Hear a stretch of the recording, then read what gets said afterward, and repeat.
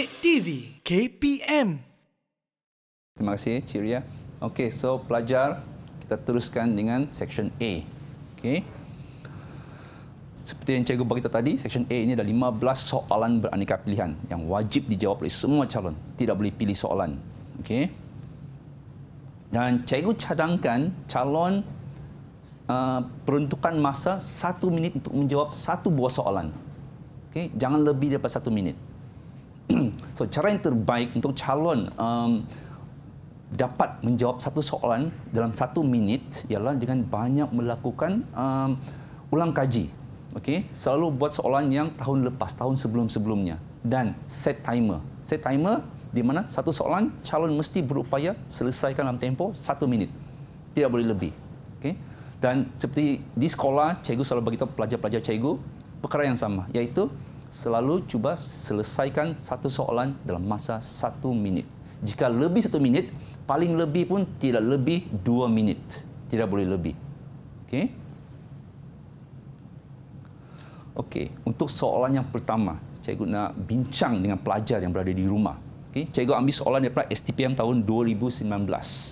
Okey, soalan dia berbunyi, contohnya, okey, which will not affect the population growth. Okay, now, calon yang berada di rumah, dalam soalan STPM ini, soalan Section A ini, setiap soalan telah digubal di mana terdapat hanya satu key answer, okay, dan 3 distractors. So, calon mesti bijak untuk mengenal pasti mana satukah distractors dan mana satu key answers dia. Okay. Cara yang paling senang ialah, okay, tengok berbalik kepada soalan ini, okay, mana faktor yang tidak mempengaruhi pertumbuhan suatu populasi. Okay. Jika calon tengok option A ini, okay, migration. Migration means bermaksud migrasi. Migrasi ini di mana satu keadaan di mana ada pertambahan populasi sebab adanya perpindahan sekumpulan populasi ke suatu populasi yang lama. So ini secara langsung akan menambahkan populasi itu. Betul kan? So ini mempengaruhi population growth, okay, in an environment. Jadi A ini memang option yang tak betul. Maksudnya bukan key answer tetapi distractor. Okay, so kita cancel. So kita telah kena pasti ini ialah distractor yang pertama. Okay, dalam 4 option ini ialah distractor yang pertama. Tengok option yang kedua pula, mortality. Mortality ialah kematian, okay, ataupun death. So bila ada kematian dalam suatu populasi, mestilah population growth itu akan berkurangan. It's pretty obvious. So B ini pun mestilah distractor, bukannya key answers. Okay. Now, next is natality. Natality is birth or birth rate. So birth, it will give rise to the population number. So natality should be one of the distractor. It cannot be the key answer. Okay, so kita cross out. So now A, B dan C kita telah cross out option jawapan ini. Kita telah kenal pastikan ini ialah distractor. So yang tinggal hanyalah mutation. Now, mutation, it doesn't change the population growth because if an individual or many individuals in that population, okay, undergoes mutation, their numbers doesn't decrease or increase. The mutation stays there. Boleh faham pelajar yang berada di rumah? Okay? So, A, B dan D ialah distractors. C ialah key answer. Jadi, pelajar boleh pilih C sebagai key answer. So, poin cikgu ialah semasa pelajar ataupun calon terima soalan, sila baca soalan dengan tenang dan cuba kenal pastikan, okay, distractors dengan key answer. Alright? So, poin yang pertama tips yang pertama cikgu nak bagi tahu di sini ialah cross out the distractors that are unrelated to the questions. Okay? Or which are obviously wrong. Okay, boleh ya? Contoh soalan yang nombor 2 pula. Okay? The conditions of a woman are given below. So ada satu jadual di sini. Ada satu table di sini. Okay? Dan beberapa pernyataan. So, The first statement is 40 years old, and then reaching the 16th week of pregnancy. And then worries about the risk of abnormalities, then wants to know more information about the fetus. And then the main question read, if you were a doctor, which type of procedure would you recommend to the woman? So there are 4 answers here that were given, listed out. Okay, ultrasound, karyotype, withdrawal, chorionic villus cells, and DNA fingerprinting. Okay, so berdasarkan dengan cara yang cikgu telah bagi tahu tadi, calon kena kenal pastikan mana satu distractors, mana satu key answers. Okay, dan calon yang berada di rumah untuk soalan section A ini, calon mesti mempunyai pemahaman tentang apa yang telah dipelajari di sekolah. Maksudnya calon mesti ada membuat ulang kaji dan mesti belajar setiap bab yang telah cikgu ajar di sekolah. Okay, calon mesti memberi perhatian dan membuat ulang kaji. Jika tidak, agak sukar calon untuk menjawab soalan dalam section A ini. Okay, my point is, you must have existing knowledge on what have been taught, and you must do your revision so that you are able to answer, or at least try to figure out the answers on the questions in section A. Okay, so now, without any further ado, let's focus on this. Okay, so if you recall, okay, you have studied about amniosynthesis and chorionic villus sampling. So how are they differ? Okay, so now for this today's lesson, teacher will only show you about the amniosynthesis process. Okay, I have a diagram here for you to see. So if you recall, in amniosynthesis, okay, the amniotic fluid from the mother's womb is taken out. Okay, is taken out, and karyotyping must be done to identify what are the abnormalities. Okay, so now balik kepada statement yang telah diberi di sini. Okay, mother itu berumur 40 tahun ke atas. 40 tahun. Okay, so ini kurang membantu sangat. Tengok yang kedua pula, reaching the 16th week of pregnancy. Now, candidates, if you recall, amniosynthesis is best done on the 16th week. Okay, contradicted with the chorionic villus sampling, which is recommended to be done on the 8th week. So di sini kita tahu dah, the best answer is amniosynthesis, dan chorionic villus sampling tak boleh pakai. Okay, so bila tak boleh, yang ini kita boleh cancel. Okay, so itu adalah one of the distractor. Okay, next kita tahu yang amniosynthesis ini, selepas kita telah ambil sampel amniotic fluid itu, kita mesti buat karyotyping untuk kita tahu dia punya fetus itu punya DNA sequence. Okay, so karyotype is a must. Okay. Okay, next, worries about the risk of abnormalities. Ya, memanglah ultrasound, karyotype ini kita boleh gunakan untuk menilai risk of abnormalities untuk fetus itu.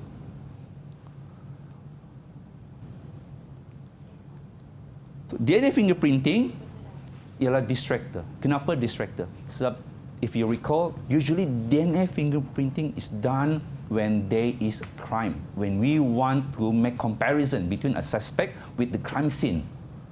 Okay, so DNA fingerprinting is obviously is one of the distractor. So what's left is only ultrasound and karyotype. Okay, so jawapan dia ialah 1 dan 2, which is A. Okay, boleh calon di rumah? Boleh. So, cikgu nak bagi tahu calon, pastikan sebelum peperiksaan calon boleh membezakan antara amniosynthesis dengan chorionic villus sampling. Okay. Okay, soalan seterusnya. Read the questions carefully and pay attention to the keywords like except, not true, false, or true. Okay. Sometimes candidates, okay, the question, this key question will be bolded. Some it won't be bold. So you have to use your sharp eyes to identify these keywords. All right.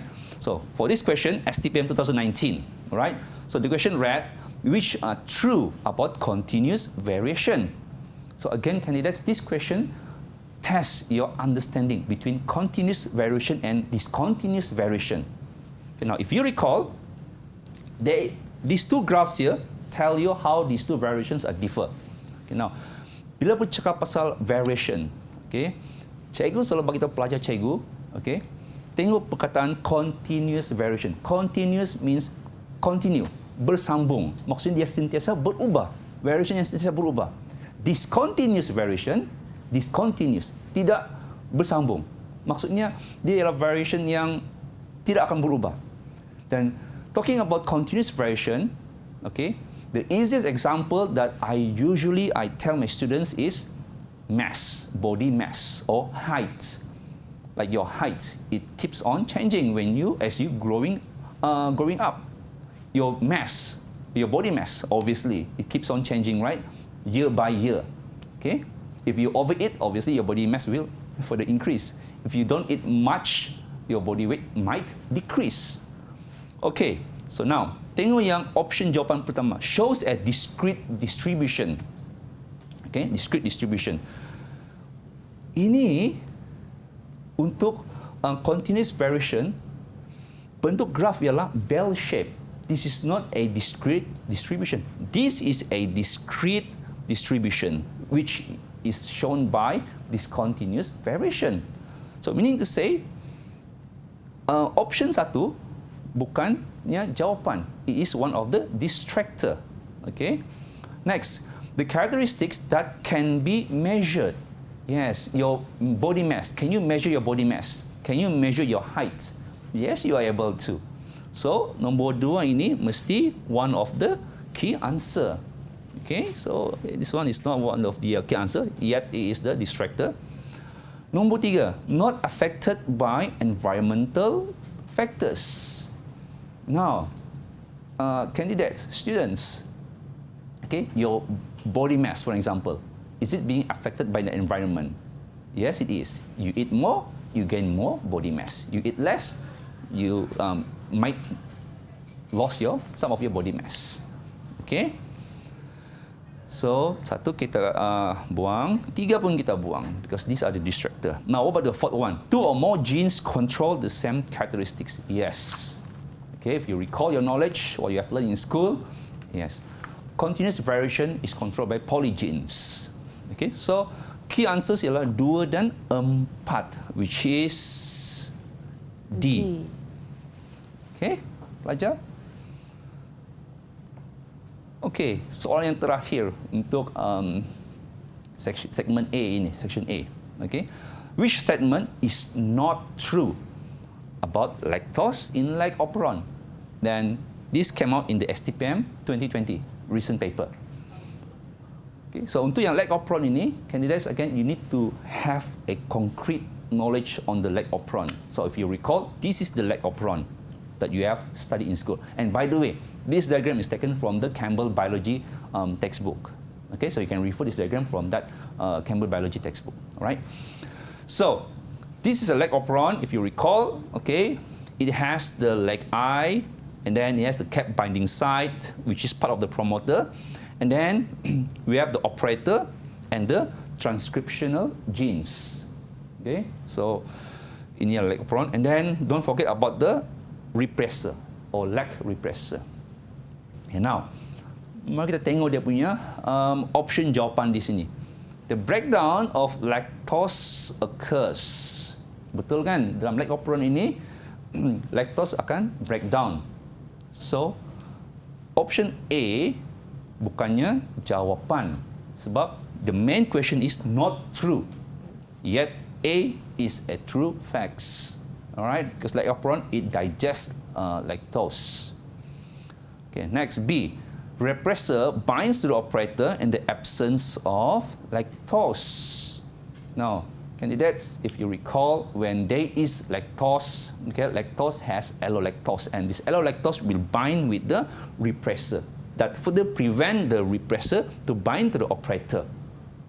Okay, so when this repressor if this repressor bind to the operator, transcription of the transcriptional genes cannot occur. But if that repressor does not bind to the operator, transcription of the transcriptional genes will occur. And this will digest or break down the lactose. So B, jawapan dia salah. Okay. Yang tidak menjawab soalan ini. Okay. Now, the preferred substrate when glucose and lactose are present. Okay. Yang ini jawapan sebenarnya. Sebab bila ada lactose, transcriptional genes akan berlaku. Dan bila ada glucose pun transcription of genes boleh berlaku. Dengan kehadiran glucose yang sedikit, you need to bear in mind, although there is a small amount of glucose, if there is lactose, transcription of transcriptional genes will occur. But if you look at the D, in the presence of glucose and lactose, transcription does not occur. It is the opposite of the C option. So obviously, A, B, and D are the distractors, and C is the key answer. Didik TV KPM